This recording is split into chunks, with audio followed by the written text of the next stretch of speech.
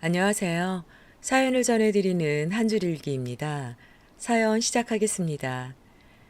비온 뒤에 땅이 굳어진다고 저 또한 온갖 시련 속에서 살아오다 이제서야 안정을 찾은 60대 남자입니다. 저는 공무원이셨던 아버지를 고등학교 때 여의고 생활력 강한 어머니 밑에서 삼형제 중 막내로 그리 넉넉지 않은 가정에서 자랐습니다.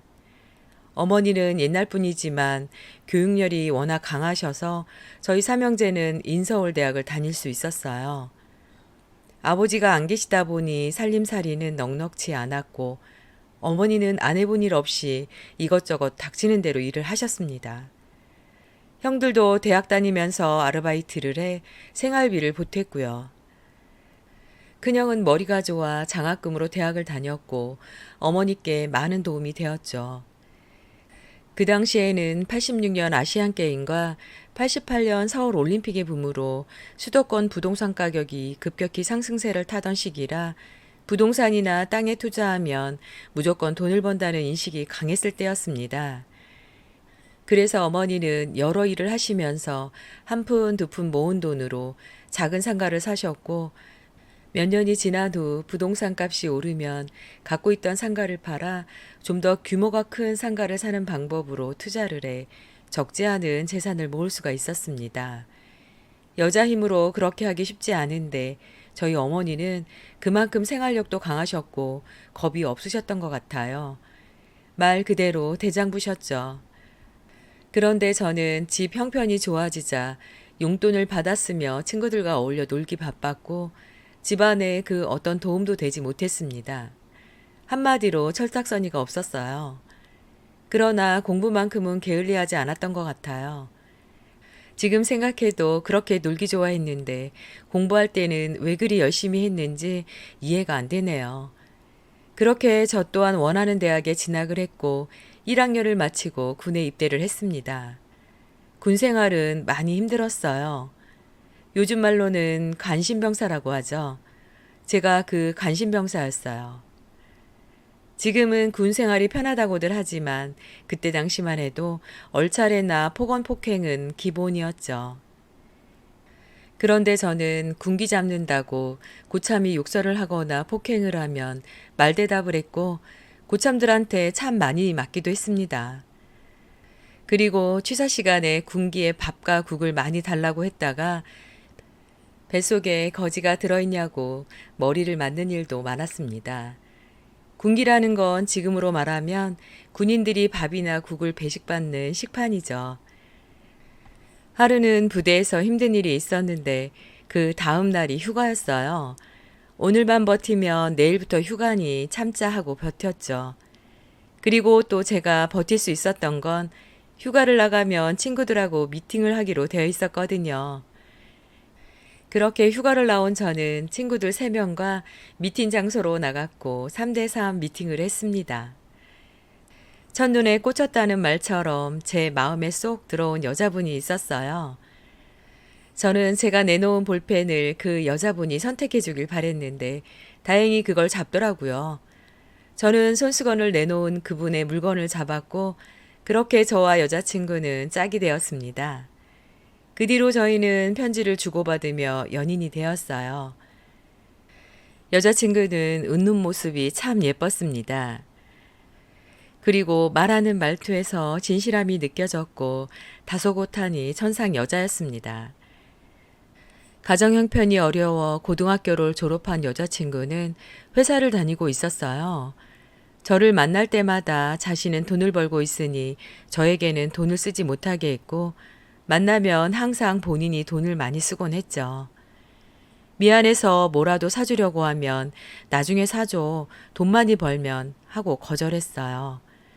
그래서 늘 고맙고 미안한 마음이 들었습니다. 저는 앞으로 제대하면 여자친구에게 이 원수 꼭 배로 갚겠다며 약속을 했어요. 그렇게 저는 여자친구 덕분에 군 생활 내내 행복했습니다.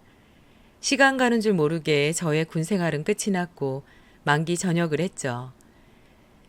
그리고 저는 다시 복학을 했고 졸업을 해 대기업에 취업까지 하게 되었습니다.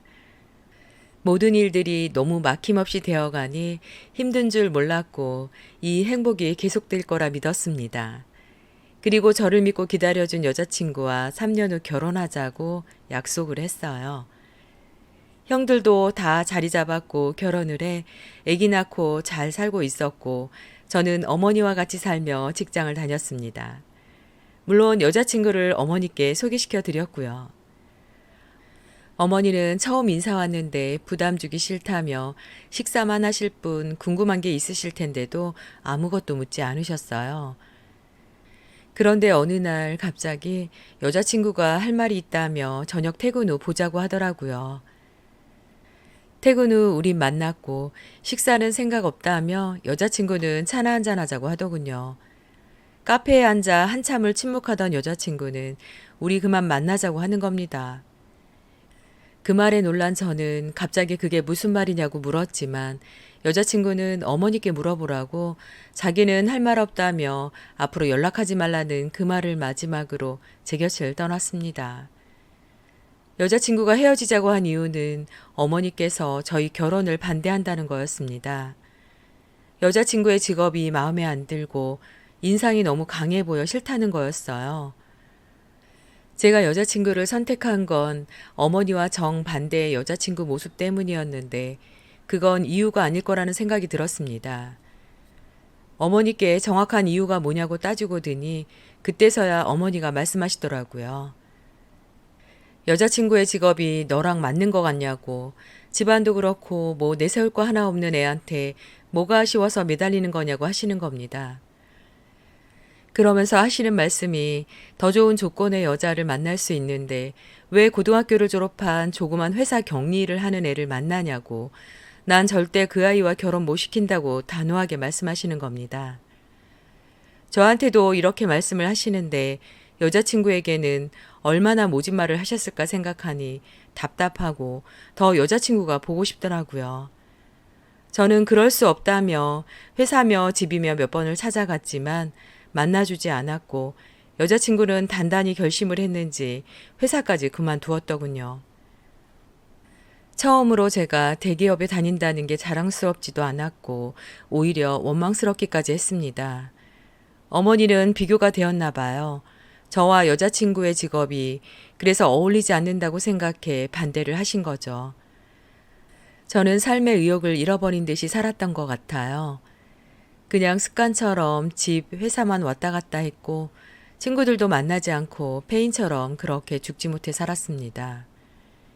그런데 세월이 약이라고 저는 그렇게 한참을 방황하다 조금씩 안정을 찾아갔습니다. 그러다 맞선을 통해 지금의 아내를 만났어요. 아내는 좋은 사람이었습니다. 선한 이미지에 항상 미소를 짓고 말하는 게 참 차분했습니다. 그런 생각을 하면 안 되었지만 전 여자친구를 생각나게 하는 이미지였고 성격도 좋아 이 사람하고 살면 부딪히지는 않겠다 생각했어요. 결혼 후 저희는 1년 만에 사랑스러운 딸아이를 낳았고 맞벌이를 하며 경제적으로 여유 있게 살았어요. 결혼한 지 10주년이 다 되어갈 즈음 저는 아내에게 서프라이즈로 선물을 사주고 싶어 백화점을 방문했습니다.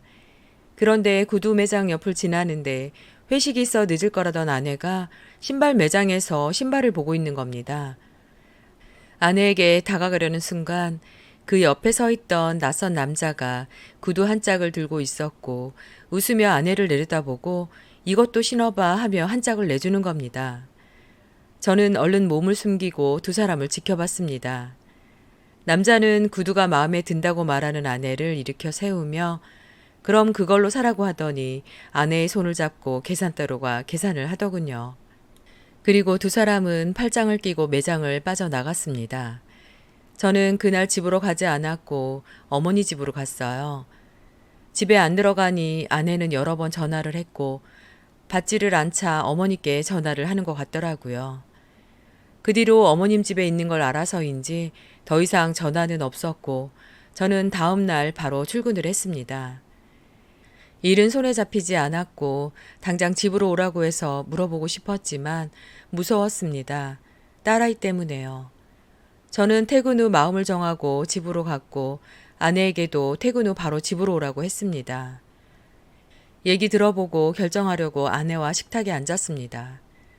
딸아이는 학원에 있을 시간이라 다행히 집에 없었어요. 아내에게 물었습니다. 다 알고 있다고 거짓말할 생각하지 말라고 하면서요. 그날 백화점에서 본 상황에 대해서 다 말을 했습니다. 뜻밖에도 아내는 모든 걸 인정하더군요. 그 사람을 사랑한다고요.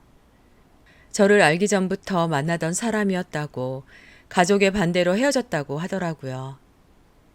근데 두 사람 다 잊지 못해 1년 전부터 다시 만났고 지금까지 만남을 이어오고 있다는 겁니다. 이러면 안 되는 줄 알지만 자기 마음을 자기도 어쩔 수 없다고 하더군요. 저는 조용히 말했습니다. 사랑하는 사람하고 살아야 하는 게 맞는 것 같다고요.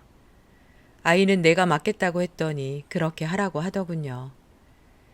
그렇게 저희는 10년의 결혼 생활을 마무리했습니다. 제가 아내를 그 남자에게 보내줘야겠다고 생각한 건 나 또한 첫사랑인 여자친구를 지키지 못한 죄스럽고 미안한 마음이 가슴 한켠에 남아있어서였던 것 같아요. 그래서인지 애엄마를 원망하지 않게 되더군요. 오히려 안쓰러운 마음이 들었고 나처럼 힘들게 마음고생하며 살라고 하고 싶지 않았습니다. 지금도 저는 후회하지 않아요. 오히려 제 자신한테 잘했다고 스스로에게 말합니다. 딸아이는 어느새 성인이 되어 직장을 다니고 있고 내년에는 멋진 남자와 결혼을 한답니다. 딸아이한테도 저희가 헤어진 이유에 대해 성인이 된 후 말을 해줬어요. 이해한다고 하더군요. 딸한테도 참 고마웠습니다. 힘들었을 텐데 제가 마음 쓸까봐 힘든 내색 안 해준 거 알고 있거든요. 참 세월 빠르네요. 딸아이 시집 보내고 나면 저는 더 외로울 텐데 뭘 하고 지내야 할지 벌써부터 걱정이네요. 그래도 저는 지금 너무 행복합니다. 지나온 삶을 되돌아보면 그래도 저는 그리 운 나쁜 남자는 아니었던 것 같아요. 이 사연을 듣고 계시는 분들도 지금은 힘드실 수 있지만 훗날 꼭 웃을 날이 있을 거라는 희망으로 지내시길 바랍니다.